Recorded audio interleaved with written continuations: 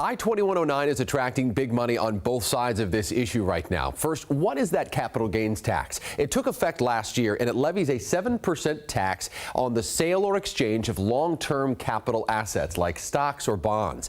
It does not apply to real estate, and most people won't have to deal with the tax because it levies the tax on transactions above $262,000. In other words, if someone has $263,000, they would face that 7% tax on the $1,000 above the $262,000. Last year, revenue was down for the capital gains tax, but it still brought in $433 million to Washington State, all of that going to the Washington Education Legacy Trust account. Now, teachers are some of the most outspoken against the tax. State and national teachers unions are big donors right now to I-2109 to keep it from passing so they can keep money flowing to education.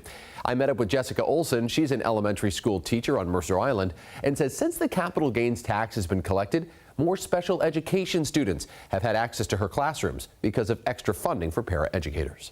We need additional supports in order to help these other students, these new students in our classroom, access the general education that they deserve without also burdening our middle class with more taxes. And I think this capital gains tax really answers that question nicely.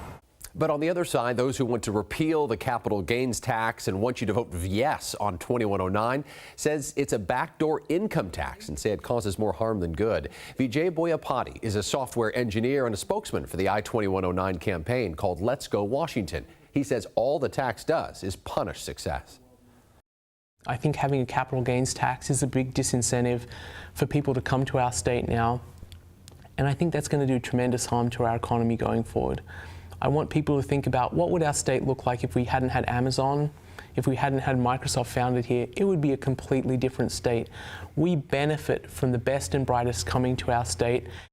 And now new insight into how voters appear to be leaning on this issue. Our exclusive King 5 poll suggests an overwhelming number of voters want to reject I-2109 and keep the capital gains tax as it is.